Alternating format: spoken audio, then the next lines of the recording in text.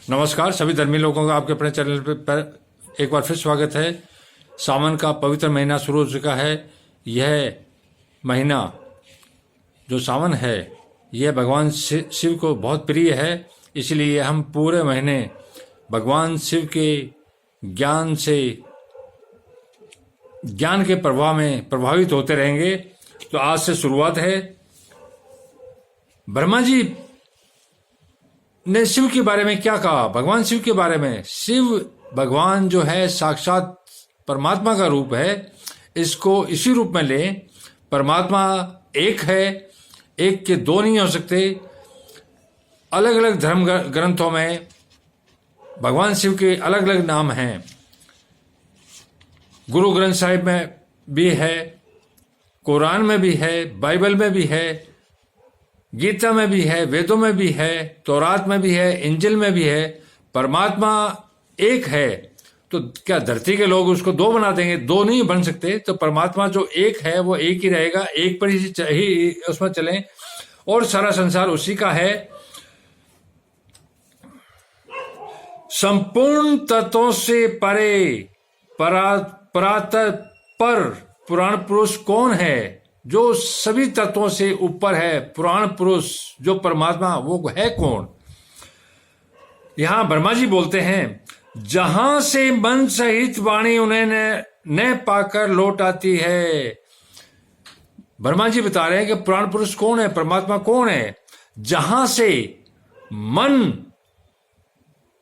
और हमारी वाणी उन्हें न पाकर लौट आती है, वापस खाली हाथ आ जाती है, तथा जिनसे ब्रह्मा विष्णु रुद्र और इंद्र आदि से युक्त यह संपूर्ण जगत समस्त भूतों एवं इंद्रियों के साथ पहले प्रकट हुआ है, वे ही ये देव महादेव सर्वज्ञ एवं संपूर्ण जगत के स्वामी हैं।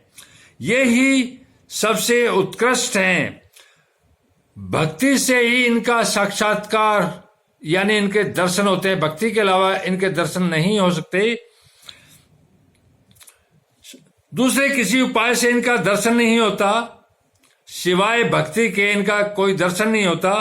और रुद्र, हरि, हर तथा अन्य देवेश्वर सदा उत्तम भक्ति भाव से उनका दर्शन करना चाहते हैं। भगवान शिव में भक्ति होने से मनुष्य संसार बंधन से मुक्त हो जाता है। भगवान शिव में भक्ति होने से मनुष्य संसार बंधन से मुक्त हो जाता है, अर्थात मोक्ष को प्राप्त कर लेता है। देवता के कृपा प्रसाद से उनमें भक्ति होती है। भक्ति होना आसान नहीं है। जब तक देवता उस मनुष्य पर खुश नहीं होंगे वो शिव की भक्ति कर ही नहीं पाएगा। और भक्ति से देवता का कृपा प्रसाद प्राप्त होता है। ठीक उसी तरह जैसे यहां अंकुर से बीज और बीज से अंकुर पैदा होता है, यानी बीज से पौधा और पौधे से बीज पैदा होता है। इसलिए तुम सब ब्रह्म ऋषि भगवान शंकर का कृपा प्रसाद प्राप्त करने के लिए भूतल पर जाकर वहां सहस्त्रों वर्षों तक चालू रहने वाले एक विशाल यज्ञ का आयोजन करो। ये ब्रह्मा जी ने देवताओं को बताया था। तो आज से हम भगवान शिव के ज्ञान पर ही चलेंगे, क्योंकि सभी यज्ञों के परमात्मा यही है। इन यज्ञपति भगवान शिव की ही कृपा से वेदोक्त विद्या के सारभूत साध्य साधन का ज्ञान होता है। भगवान शिव की कृपा से, अर्थात परमात्मा की कृपा से, अर्थात अल्लाह की कृपा से, रब्बुल आलमीन यहोवा परमेश्वर की कृपा से, नाम अलग अलग हैं लेकिन परमात्मा एक है। उसको शिव कह लो, यहोवा कह लो, रब्बुल आलमीन कह लो, वो एक के दो नहीं होंगे, वो एक ही रहेगा।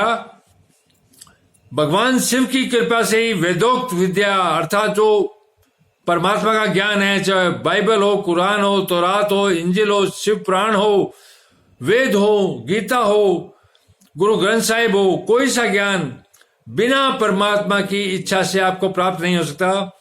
शिव पद की प्राप्ति ही साध्य है, अर्थात शिव पद की प्राप्ति ही साध्य है, उनकी सेवा ही साधन है तथा उनके प्रसाद से जो नित्य नैमित्तिक आदि फलों की ओर से निष्प्रय होता है वही साधन साधक है। तो लगातार आप पवित्र होके भगवान शिव का पूजन पाठ करें, उनको याद करें, उनको धन्यवाद दें। जो आपको मिला है वो सब कुछ शिव की कृपा से मिला है और जो मिलने वाला है वो उनकी कृपा से मिलेगा।